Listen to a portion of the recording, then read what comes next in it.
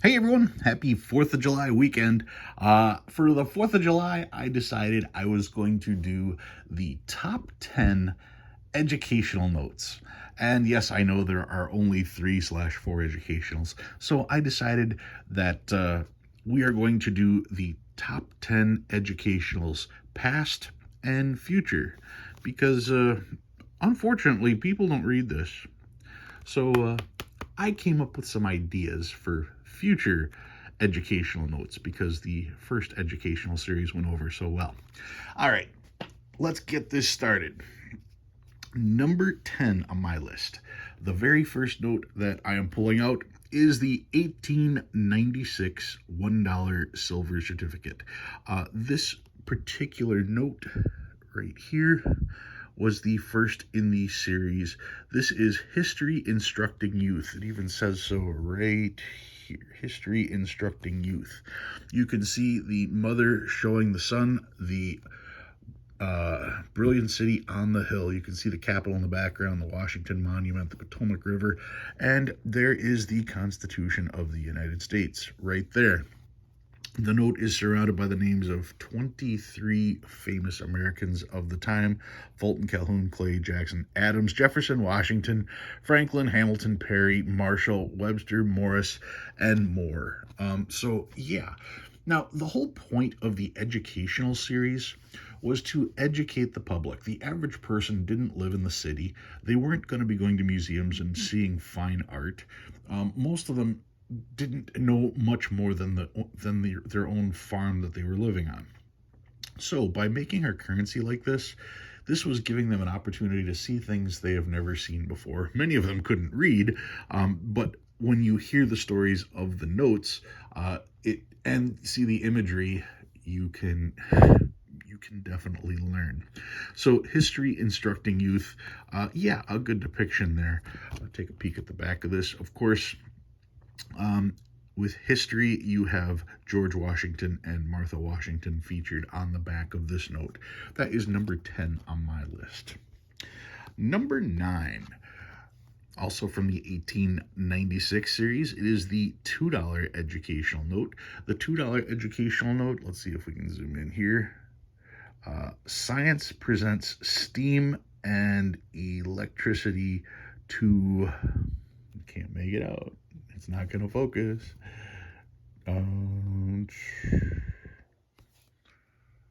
Boy, is that small. Okay. To industry, I believe that was. Okay, and you can see the gears and stuff here. So this particular note, if we look at the back, you've got Fulton and Samuel Morris. So you've got two scientists that were prominent of the time. Morris for Morse code, Fulton for the steam engine. Two very famous inventors on this particular note. Yeah, and the imagery on this one, once again, not what you'd expect to find on currency. Something like this belongs in a museum. So it was a way to try to elevate people, to educate them just a little bit more. That is number 9. Number 8, we go with the biggie. This is the $5 silver certificate from 1896. This one features electricity, and if you look, you can actually see the lightning bolt coming from here to the torch, lighting up the torch. In 1896, electricity was a thing, but most people didn't know about it. So it was important to put this out there so that everybody could see. Now, the thing is, with this particular note, they didn't dress the model in the center. And because of that, take a peek at the back real quick. We've got Grant and we've got Sherman, the Raiders of the Lost Archangel there. Because they did not dress the figure, some people had a problem. Some people said, we cannot have pornography in our pockets, and they demanded that all these notes get yanked.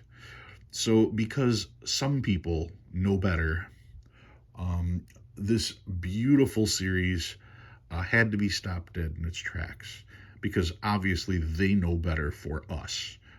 We are not allowed to think for ourselves as people. someone else had a better idea that, oh, we can't have that. You are not allowed to have that. And because of that, these were all taken out of circulation. And number 7 on the list, which was the $10 educational note dedicated to agriculture and forestry, never got made. This was the representation of what it was going to look like. But of course, there were people that, like I said, they know how we should live. And it doesn't matter how you think you should live because they said so. So because of them, all of these got taken out. Now, those are the actual educational notes from 1896. And they did their part and unfortunately got yanked. But, like I said, so many people don't even bother to read this. I think it would be nice. It would be a nice idea for us to bring back the educational notes because, yeah, there's some people that really need an education about our political systems. So, I propose changing the current notes we have to a new educational note. And before you guys get in an uproar about changing our notes, I just want to show you something.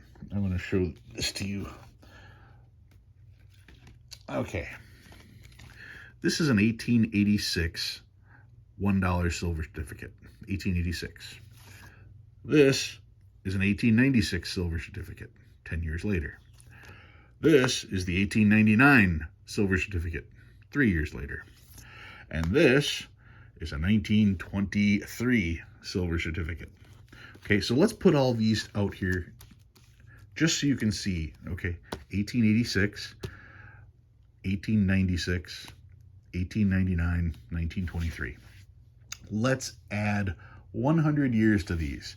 That means this would be today, 2023, well, 2022. This would be 1999, this would be 1996, and this would be 1986. Okay? Imagine if we went through all of those notes from 1986 to present. But we haven't, because we've had the same note, very, very similar to this, on a $1 bill since here. This is 1923. Our $1 bill looks exactly like this today. Our $2 bill has been unchanged since 1928. The $5 bill has had the same person on it since 1914.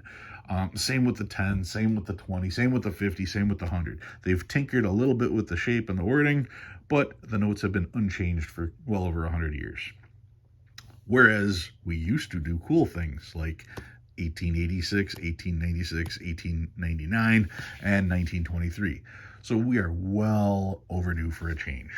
All right, so now that I've put your mind at ease over actually changing our currency, because it's not unique, it's just something that we used to do all the time and we don't do anymore, what changes would I make? Well, and what part of education should we target?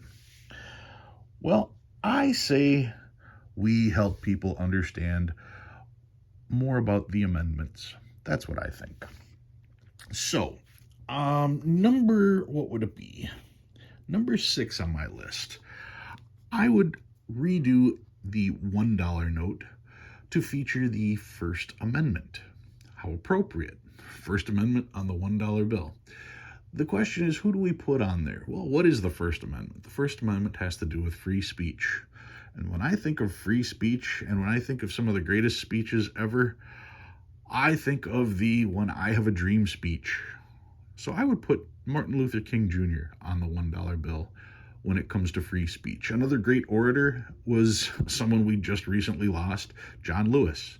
You could put MLK and John Lewis on the $1 bill with the First Amendment regarding free speech. Some of you are going to roll over and just scream and how can you do that? How can you take Washington off of there? Well, this education series lasted all of 3 years. I think we could do at least 3 years with an educational note featuring MLK and John Lewis regarding free speech. That's what I would do with the $1 bill. Number 5 on the educational list, I would have the $2 bill feature the Second Amendment. Why? How much more appropriate could you be? $2 bill, Second Amendment. Who would I put on there? Well, I'd put a couple people on there. On the front of the note, I would put Lincoln, Garfield, McKinley, and Kennedy. I'd put all four of them, my own personal Mount Rushmore. Those four presidents, Lincoln, Garfield, McKinley, and Kennedy, could go on the front. On the back, we would put Teddy Roosevelt and Ronald Reagan. Why? Because I would really love to hear what all of them would have to say about the Second Amendment today, considering Lincoln, Garfield, McKinley, and Kennedy were all assassinated, and considering Roosevelt and Reagan had assassination attempts, all of them by gun. That would be my $2 bill. Number 4 on the list would be a $5 bill. Now, some people are going to disagree with this one, but I think we should definitely put Trump on a 5. Trump should be on our money, without a doubt. And I propose putting Trump on the $5 bill. And since people say Trump was the greatest president we ever had, I'm not going to give him one amendment, I'm going to give him 2. So what amendments should we give Mr. Trump? Well, it is the $5 bill, so obviously we can give him the 5th Amendment. The one that says that you don't have to answer a question because you would incriminate yourself, and you are not allowed to incriminate yourself. That would be the 5th Amendment, self-incrimination, which means you did it, but you can't admit to doing it, and you can't be forced to admit to doing it. So yeah, I think the 5th Amendment would be very appropriate there. And well, like I said, we could also give an additional amendment. How about the 25th Amendment? The amendment that says if the vice president and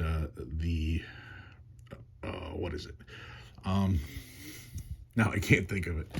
If the vice president and the cabinet members feel that the president is no longer competent, they can remove him.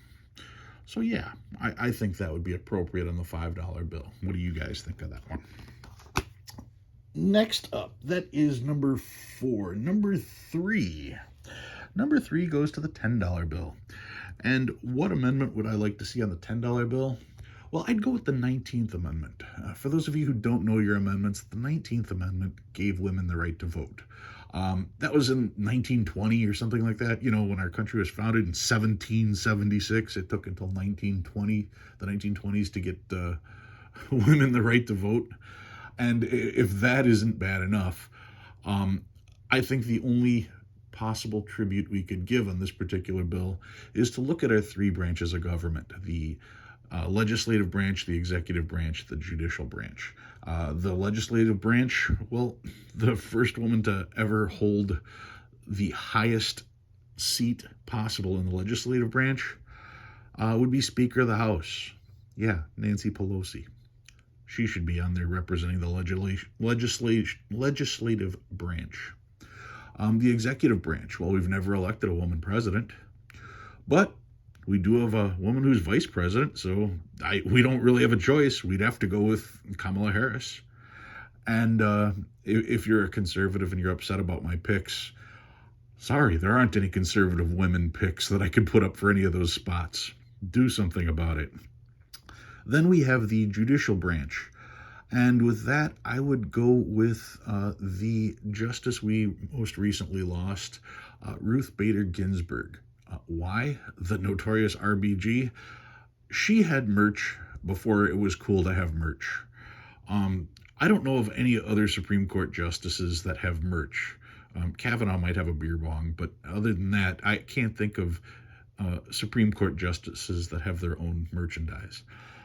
So yeah, judicial branch, RBG, legislative branch, Pelosi, and executive branch, you have to go with Harris. Those would be the figures that you would have to put on a note dedicated to the 19th Amendment, because that shows how far we've come from 1776 to 1920, and then from 1920 to present. That would be the 10. Number 2, I'm going with the $20 bill. And who am I going to put on the 20? I'm going to put Benjamin Franklin on the 20. Why am I going to put Franklin on the 20? Well, because Benjamin Franklin, first and foremost, never was a president. He was such a free spirit. And I would put him on the 20 with the 21st Amendment. What is the 21st Amendment? The 21st Amendment repealed the 18th Amendment. What's the 18th Amendment? The 18th Amendment was when people said, you can't have alcohol, and they decided to ban alcohol. Prohibition. That's the 18th Amendment. People decided that you are not allowed to drink. I wonder who came up with that idea. Probably not a liberal. I can only imagine what Franklin would think of that. So that's why he gets the seat on the 20, representing the 21st Amendment. When you want to think about a free thinker, while most of his fellow countrymen were fighting the Revolutionary War, Benjamin Franklin was in Paris giving French women a bad name that persists to this day. So yeah, he was a little bit of a free thinker, a free swinger, and when it comes to the fact of repealing an amendment that says you can't drink, I'm sure he would be all for it. The 21st Amendment is my favorite amendment, not because it lets you drink alcohol legally, but because of a hugely overlooked point. The 21st Amendment lets it be known very clear that any amendment can be overturned. That's why it's the greatest amendment.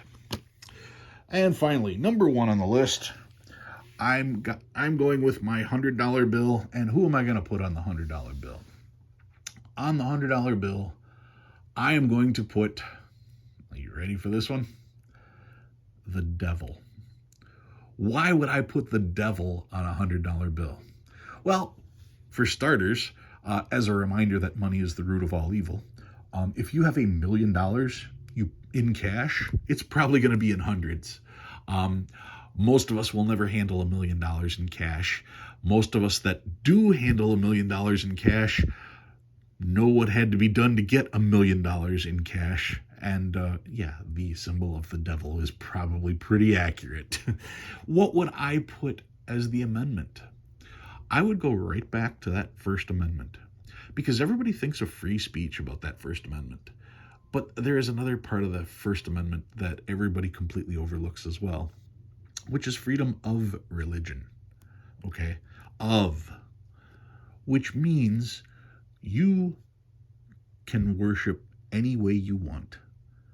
And you do not have the right to tell me how to worship. You have the right to worship your way. I have the right to worship my way. You cannot force me into your beliefs. That is what the First Amendment says. So if you are whatever religion, you would agree that money being the root of all evil, the devil would be appropriate to put on there. And if you happen to be a devil worshiper, I'm sure you'd love to see the devil on a bill. So whatever side you happen to be on, putting the devil on there, I think, is a great idea. Now, there's going to be a bunch of religious people that are going to say how bad that is. And, well, like I said, this says that your religion cannot tell me what I can do. The other thing that ticks me off is everything that's written in here, the Constitution, the Declaration of Independence, this is law. You have to believe every word that's in here because it is law. Yet people will have religious beliefs and they will sit back and pick and choose what they want out of this book to be law. And most of them have never read this book, which is a shame, especially since so many political issues are being fought with this as the defense. And I got to share this one, because if I don't, you're not going to believe me. Right this second, the abortion bill is being contested, and you would think it's these guys here that are against it. And I don't know that that's the case because, well, you have to believe everything that's written. Here's Leviticus 27. Let's see if I can read this in here.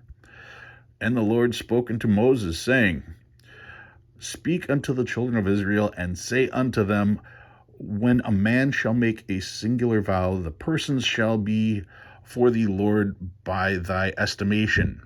And thy estimation shall be of the male from 20 years old even unto 60 years old. Even thy estimation shall be 50 shekels of silver. Okay? So a man that age is worth 50 shekels of silver. And if it be female, then by estimation shall be 30 shekels. So men are worth 50, women are worth 30. This is, like I said, the Lord speaking to Moses. This is in your book. The next one says, if he be from 5 years old to 20 years old, then a male is worth 20 and a female is worth 10. The next one says, and if it be from a month old to 5 years old, then a male shall be 5 and a female shall be worth 3. So the Bible says that men are worth more than women, and there's an exact amount given. It also says children starting at the age of 1 month to 5 years. The Bible doesn't put a value on children less than a month old. So if God, when speaking to Moses, specifically says children have to be at least a month old to be counted, I don't understand where you're coming from. I mean, it's your book. You defend it. I don't have to defend it. That's what's written there. So yeah, people should probably read that one. And people should certainly read this. All right, guys, that's my list of past and future educational notes. Happy 4th of July. I was inspired to do this last 4th of July when I saw everybody doing their tribute to the Second Amendment, and I thought, you guys are crazy. So yeah, that's my thoughts on that one. If you learned anything new this week, go ahead and hit that like button. If you like what you see and you want to see more, please subscribe. I know some of you are really going to love this. Some of you are really going to hate it. And I don't know why you'd hate it, because there it is. All right, have a good one. See you next week.